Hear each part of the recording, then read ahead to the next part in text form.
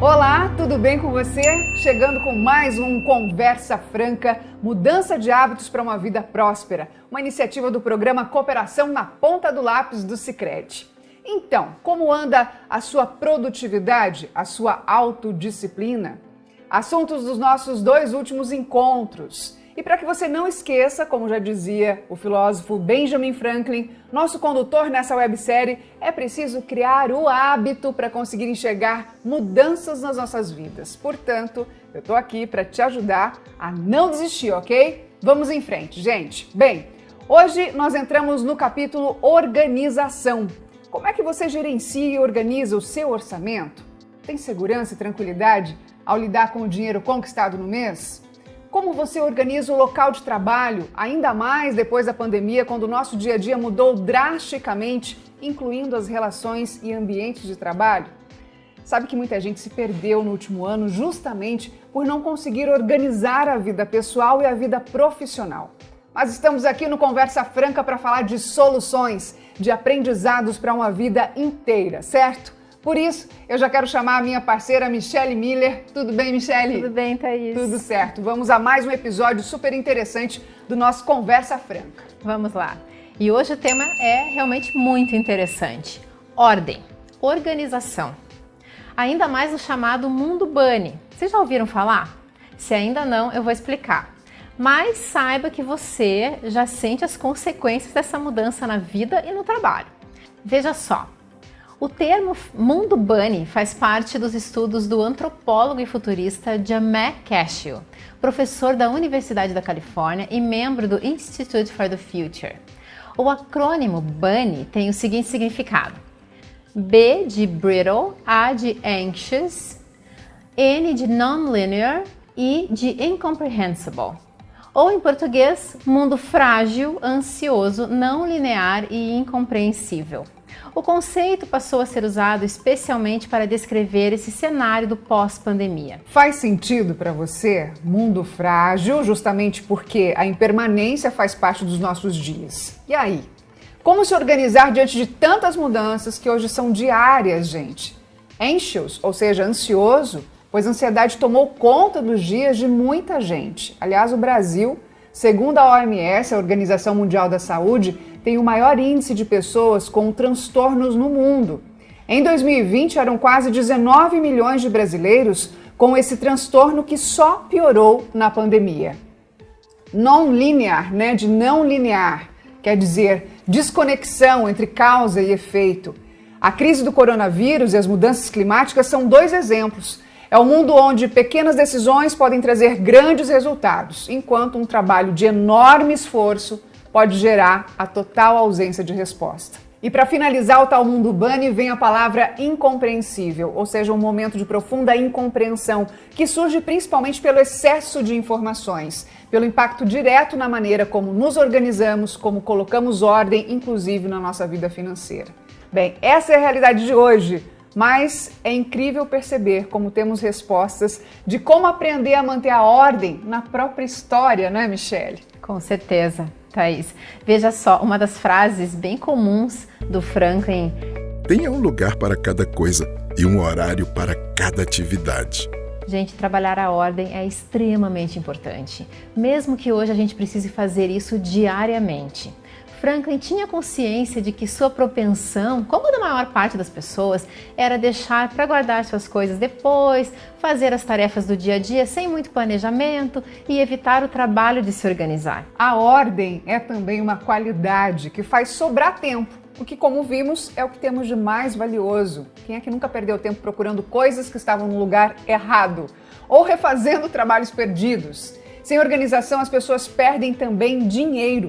Contas que deixam de ser pagas, seguros não renovados e gastos não planejados acabam gerando juros, multas e muitas vezes endividamentos. Na sua autobiografia, o Franklin admitiu que desenvolver essa virtude foi o seu maior desafio. Ele revela que chegou a pensar em desistir, de tão difícil que foi progredir nesse aspecto organização. Acabou se consolando ao chegar à conclusão de que ele não precisaria ser perfeito e de que, aliás, uma pessoa perfeita poderia ser vista até como chata, mas que ao tentar melhorar ao menos um pouquinho, ele conseguiria ser mais feliz do que se não tivesse tentado.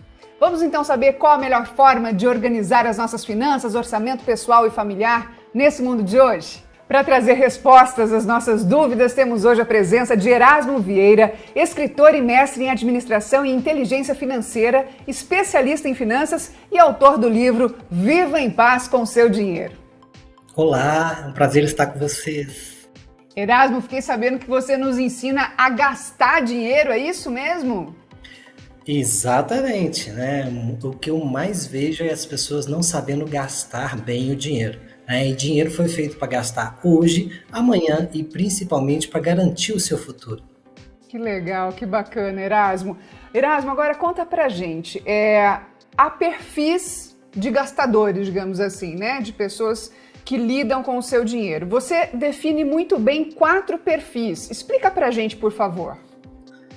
Bom, Thaís, desde que eu comecei a trabalhar com planejamento financeiro, com organização das finanças, né, eu identifiquei alguns casos muito interessantes, né? Então, pessoas que, por exemplo, tinham uma renda que todo mundo gostaria de ter e que não conseguiam viver bem com o dinheiro, né?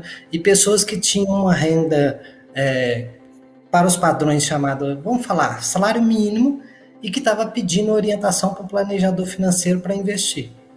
Aí eu comecei a aprofundar os meus estudos, né? E por isso que eu escrevi o tema do meu livro foi Viva em Paz com Seu Dinheiro, foi justamente nessa questão, por que algumas pessoas vivem bem com seu dinheiro e outras mal.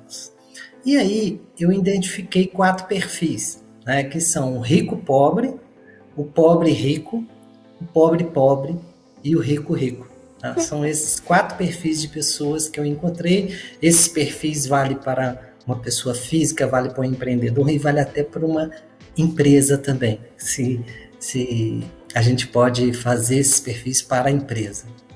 Bom, então eu quero que você preste bem atenção até para você identificar que jeitinho você é, de que maneira você lida com o dinheiro aí. Vamos lá, Erasmo, começando pelo pobre-pobre. Quem que é esse? Vamos lá. Pobre é aquele que o dinheiro nunca dá. Ele está ganhando R$1.000, o dinheiro não é suficiente. Ele passa a ganhar R$2.000, o dinheiro continua insuficiente. 3.000, 5.000, 10.000 e o dinheiro nunca dá. Ele pode ser até promovido, continuar pobre com renda de rico, né? Então eu falei do pobre, agora eu vou falar do pobre rico. O que é o pobre rico? É aquela pessoa que tem uma renda que todo mundo gostaria de ter. Então, a renda média do brasileiro hoje é um pouco mais do que um salário mínimo. E eu recebo várias pessoas com renda que todo mundo gostaria de ter. Por exemplo, 7.000, 8.000, 10.000, 20.000 e a pessoa não vive bem com o seu dinheiro. Esse é um pobre com renda de rico. Vou falar de uma terceira pessoa, o rico pobre. Como é que você imagina que é um rico pobre? Aquela pessoa que tem muito dinheiro e não gasta? Não. Esse é pão duro, né? Quem tem muito dinheiro e não gasta é o pão duro. E esse não tá nem nos meus 4 perfis, porque eu ensino que dinheiro foi feito para gastar. Hoje, amanhã e principalmente depois. Agora, o rico pobre é aquela pessoa que tem muito patrimônio, tem uma casa, tem um sítio, tem um lote, tem uma casa de praia, tem carro, tudo pago, não tem dívida. Tem um patrimônio, por exemplo, mais de R$1 milhão, mas se precisar de R$100, não tenho, estou apertado. O que acontece com essa pessoa? Não está totalmente errado, porque essa pessoa construiu um belo de um patrimônio. Mas quando que eu tenho encontrado uma pessoa rica, pobre, triste? Lá na aposentadoria, onde todos os bens dela só gera custos. A casa gera custo, o lote gera custo, a casa de praia gera custo. Então, o carro gera custo. Então, cuidado para você não ser um rico pobre lá na frente. E o 4º perfil, é o que eu mais estudei, é o perfil do rico rico. Quando eu falo isso nas minhas palestras, nos meus treinamentos de inteligência financeira, né, como que você imagina que é um rico rico? Todo mundo fala que é aquela pessoa que tem muita grana, que investe bem, que tem um bom patrimônio. Não. Rico rico é aquela pessoa que ganha menos que você e vive melhor que você financeiramente. Isso mesmo. Você conhece alguém assim? que ganha menos que você, vive melhor que você e se precisar te empresta dinheiro? Essa pessoa, eu estudei muito os hábitos do rico rico e eu identifiquei que ele não tem um pezinho de dinheiro em casa. Ele tem a organização, ele tem a disciplina, ele sabe valorizar todo o dinheiro que passa na sua mão. Então, por isso, quando a gente fala do tema de organização, né, que está muito em voga hoje nesse assunto, rico rico é viver bem em toda e qualquer situação. E nesse momento de pandemia, qual desses 4 perfis se deram melhor? O rico pobre, o pobre rico, o pobre pobre ou o rico rico? É o rico rico, porque ele tem inteligência financeira e sabe viver bem quando ele tem uma grana maior no bolso ou ele faz a adaptação quando tem uma grana menor no bolso. É sabedoria e inteligência financeira que essa pessoa tem, Thaís. Erasmo, então, pelo que você está falando, para a gente passar de um perfil como pobre-pobre, né, ou outros perfis para um rico-rico, que é o que a gente quer, é uma questão de organização, né, que é a virtude que a gente está trazendo hoje para o pessoal. E o que impede as pessoas de se organizarem normalmente? Veja bem, a gente está num mundo hoje que todo dia, né, toda hora surge uma coisa nova para você gastar o seu dinheiro. É um produto novo, é um serviço novo que vai te agregar, né, alguma coisa na sua vida. E esse foi um tema que eu estudei muito lá no meu mestrado, que eu estudei qualidade de vida e endividamento, o impacto do endividamento na qualidade de vida das pessoas, das famílias, e eu vi que é o seguinte: as famílias vão assim, olha, eu quero ter uma casa melhor, eu quero ter um carro melhor. Então elas vão se endividam para isso. E o que acontece? Em vez de a qualidade de vida melhorar, o endividamento pesa tanto no orçamento que acaba baixando essa qualidade de vida. Então, com as melhores intenções, a pessoa fala assim, eu vou trocar minha casa, porque agora eu mereço uma casa melhor, um carro melhor, uma viagem melhor, uma comida melhor. Mas fazendo isso sem planejamento financeiro, sem organização, Michele, isso faz com que as pessoas depois percam a qualidade de vida. Então, esse princípio de organização, de disciplina, de usar o seu dinheiro, ele tem que estar bem inserido na sua vida para você viver nesse mundo tão consumista que a gente vive. O mundo não vai mudar. É a gente que tem que saber, tem que ter sabedoria. Por exemplo, uma dica que eu dou. Você vai controlar o orçamento? Se eu falo de controlar o orçamento, todo mundo vai me xingar, eu vou ter que anotar, eu vou ter que gastar menos. Não. Você vai organizar o orçamento para realizar seus sonhos, para adquirir uma coisa melhor para você com planejamento financeiro. Então, a organização é o ponto principal, Michele. Legal, legal. Ô Erasmo, a gente ouve muito, né, quando se fala de receita para organização, é que você tem que ter uma planilha. E tem que ir lá preencher essa planilha mês a mês. Quando é que a planilha não funciona? Aliás, ela frustra. Bom, o que acontece? A planilha em si, ela é só uma ferramenta. Seja planilha, seja, por exemplo, um aplicativo de controle do orçamento, seja um caderninho, uma agenda.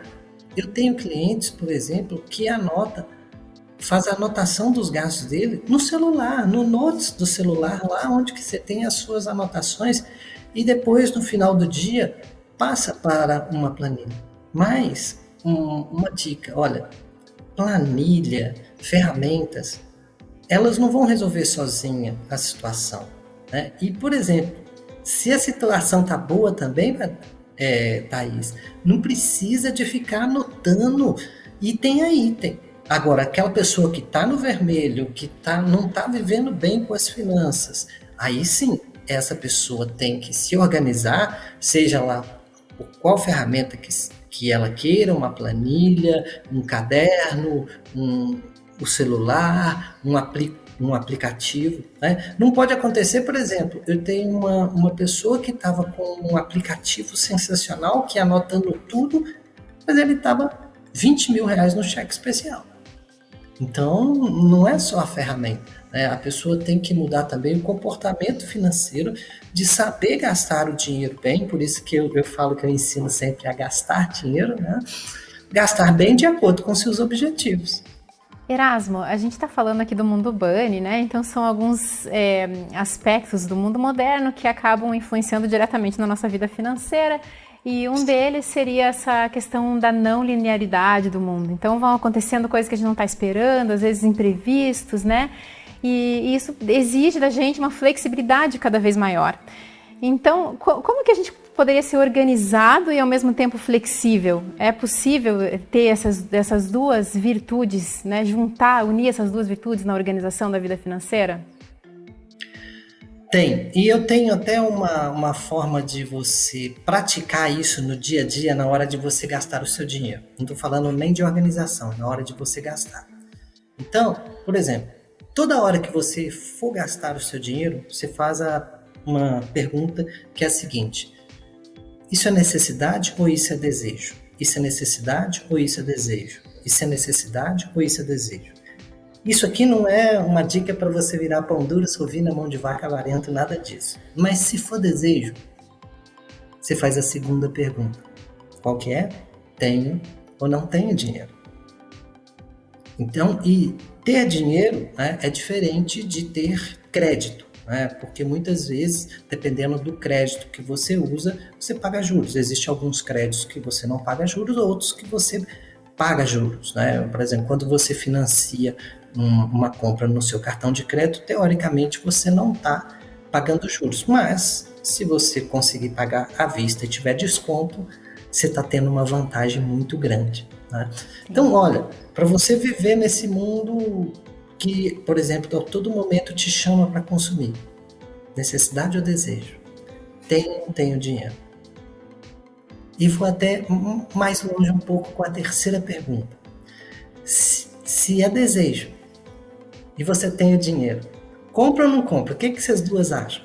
Atenção, é desejo e você tem o dinheiro. Compra ou não compra? Thaís e Michele, o que vocês acham? Eu acho que daí a gente vai eu acho que a gente pode se permitir um tanto de desejo, né? Ter um limite, né? Não vou ficar satisfazendo meus desejos toda hora. Eu acho que é essa linha de, né, quanto que eu posso satisfazer de desejo esse mês, e né? se a minha necessidade foi suprida também, né? Eu acho que tem isso também. Exatamente. E eu tenho uma terceira pergunta, que é aí que você consegue viver nesse mundo tão atribulado que a gente está. Qual que é a pergunta? Vai atrapalhar seu sonho? Necessidade ou desejo? Tenho ou não tenho dinheiro? E vai atrapalhar seu sonho. Por quê? Se é desejo, você tem dinheiro, mas, por exemplo, eu quero, hoje eu vou dar um exemplo aqui simples, eu quero ir para um restaurante, e é pleno dia de semana, você não está comemorando nada.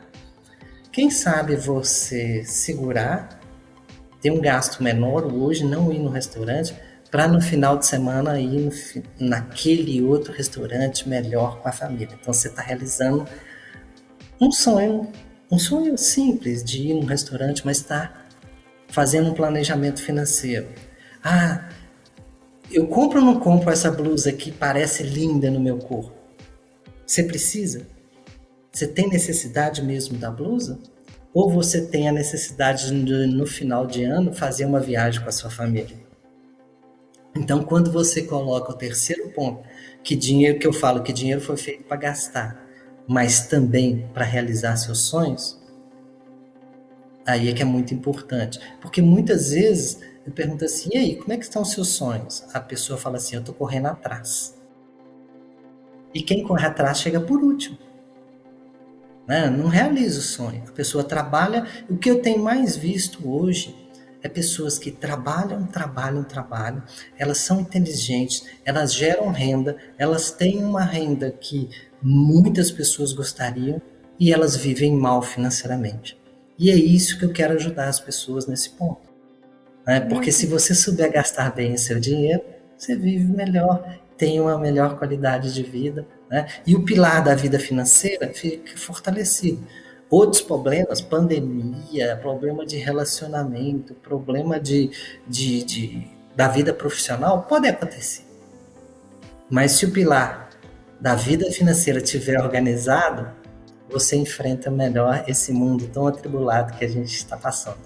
E interessante perceber, Erasmo, você conversando com a gente, todo tempo aparece e vem muito para mim assim, é a ponderação, né? É você fazer perguntas para você mesmo do que é necessário, do que é desejo e do que é o sonho. Porque se você não fizer isso, tudo é esse mundo bunny. Ansiedade, lançou uma roupa nova, então agora eu tenho que comprar. Eu vou fazer uma simulação. Eu tenho uma palestra que normalmente eu faço em eventos para mulheres no Brasil inteiro.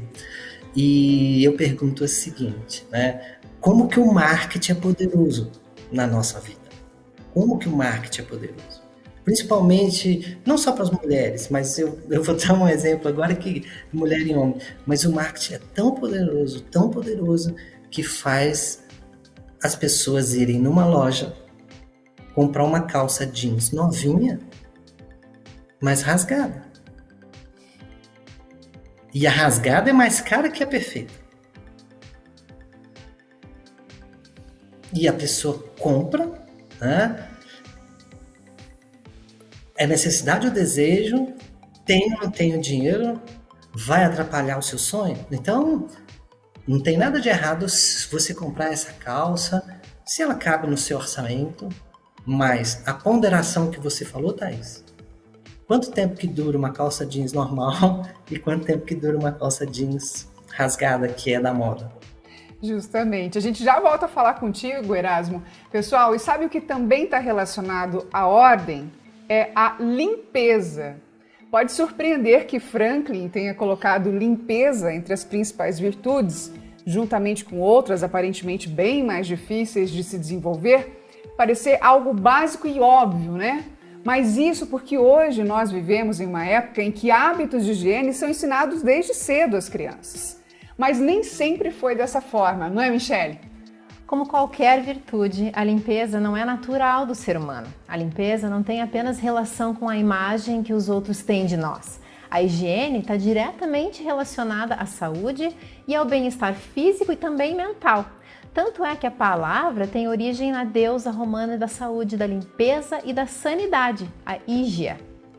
Assim, sem essa virtude básica, nós não nos sentimos bem para exercitar as outras virtudes. Não apenas estar limpo e ambiente limpo é importante, mas o ato de se organizar, de organizar o seu espaço também, de limpar, de lavar, de ordenar, são ações relacionadas a vários rituais que têm como objetivo mostrar a relação do corpo, da mente e do ambiente. A limpeza, a organização tem a ver, inclusive, Michele, com a presença nossa naquilo que estamos fazendo. Erasmo, é exatamente isso que eu queria conversar com você agora, né? Então, sim, estamos nesse mundo não linear, cheio de comandos externos, mas a gente precisa mudar a maneira como a gente lida com o nosso dinheiro, com o nosso orçamento, né? A mudança é muito mais interior do que a exterior. Exatamente, Thaís. E também isso tudo ligado ao consumo, né? Porque muitas vezes a gente consome coisas que a gente não precisa. E quando você vai ver no seu guarda-roupa, no seu closet, tem coisas lá que você não usa mais de 6 meses. E se você tem alguma coisa lá que não é uma roupa específica para uma atividade específica, um frio intenso ou alguma coisa, e você não usa mais de 6 meses, olha, uma das formas de limpeza é limpar a sua casa, organizar a sua casa e doar essas coisas, né?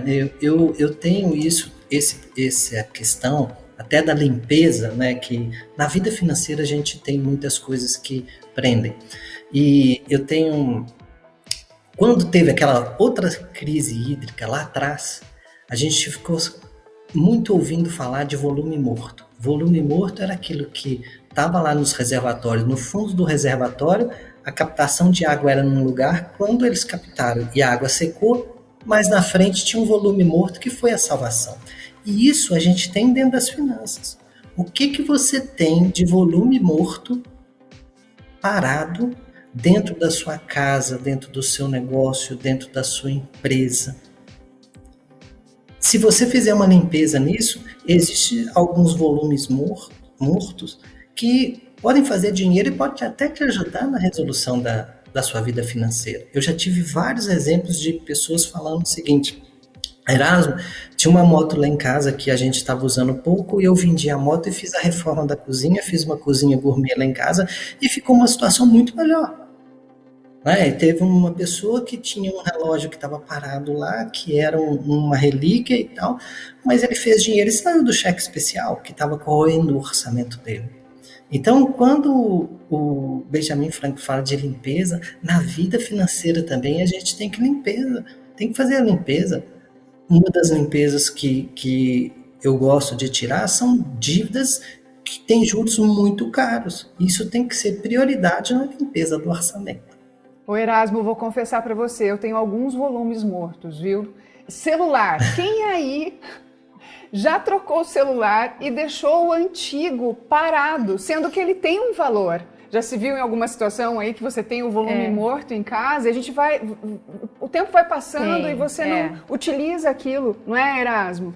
Eu tenho um costume de estar sempre jogando e dando, né, distribuindo as coisas que eu vejo que estão sobrando e não reservar um dia especificamente para limpeza. Eu sei que muita gente tem isso, né? Guarda e daí esse dia vai sendo empurrado. Então o que eu faço é trazer essa limpeza para o dia a dia. Eu vejo que está sobrando, já põe para separar. Então tem um quartinho onde tem um quartinho da despensa que tem uns potes que eu já vou colocando coisa ali, daí quando acumula passo para alguém. Então, boa dica! Posso te fazer mais uma pergunta? Claro. Como a gente está falando de organização e tempo é dinheiro, segundo, né, um dos aforismos mais famosos do próprio Franklin, você teria alguma dica para passar para a gente com relação à organização de tempo, até pensando, né, no ter dinheiro para o futuro, porque acaba estando tudo junto, né? Organizar dinheiro é também organizar tempo, né? Veja bem, eu vou pegar a mesma dica sua. Não deixe acumular. Se você deixar para você fazer a organização da sua vida financeira uma vez por mês, você não vai fazer. Vai dar trabalho, vai olhar. Agora, se você vai fazendo aos poucos, tem semana a semana, poxa, por exemplo, se você tiver os recursos financeiros, pague as contas da semana toda ou programe essas contas. Isso é planejamento financeiro, você vai fazer isso uma vez só. Se você tem dificuldade em controlar o cartão de crédito, que é hoje uma excelente ferramenta, mas é a principal forma de endividamento do brasileiro, tente comprar no cartão de débito. Assim, olha qual que é a vantagem. Tudo que você levar para sua casa é seu. E você também economiza tempo na organização. Você não vai ter que ficar preocupado conferindo o que a sua fatura vem. Eu tenho visto algumas pessoas que, por exemplo, têm várias contas em banco, têm vários cartões de crédito. Essas pessoas, elas vão ter que gastar mais tempo para controlar tudo.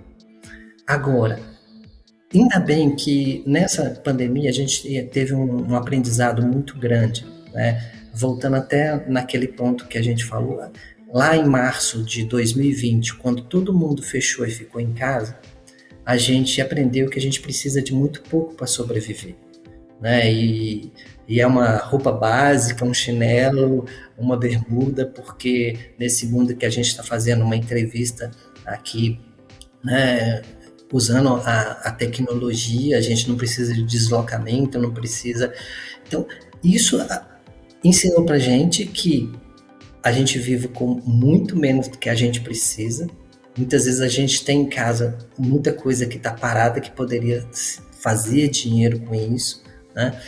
E tudo isso você vai economizar o tempo. Por exemplo, na hora dos investimentos, hoje a gente está com uma mudança muito grande na área dos investimentos, aquela velha e boa poupança que a gente sabia que a gente poderia investir lá e estava tranquilo, hoje a gente perde para a inflação. Agora, tem pessoas que querem aprender a investir em ações, investir em criptomoedas e perdem muito tempo nisso, em vez de estar aproveitando esse tempo de uma forma, por exemplo, com a família, né, em fazer mais dinheiro e deixando, por exemplo, a questão dos investimentos com gestores profissionais para fazer isso para ele. Então, você tocou num ponto muito importante, né, de saber. Seja simples nas finanças, tenha um cartão, tenha uma conta corrente. Quanto mais você tem, mais vai dar trabalho para você organizar. Erasmo, a gente quer te agradecer por esse papo super interessante que você nos trouxe aqui, viu? Muito obrigada mesmo. Obrigada, Erasmo. É um prazer. Foi um prazer. Foi um prazer estar com você, Michele, Thaís. Obrigado, Sicredi. Né? Contem sempre comigo para que todos possam viver em paz com seu dinheiro. Isso é que eu ensino e a gastar bem o dinheiro. Valeu. Isso mesmo, coisa boa. Obrigada. Tchau, tchau, Erasmo. E agradeço também a você, nosso público, que tem nos acompanhado nesse Conversa Franca. Obrigada. E no próximo episódio nós vamos falar sobre ação. Te esperamos lá. Eu acho que a caminhada é essa, né? Realizar o seu sonho no dia a dia. Te esperamos. Até. Tchau, tchau.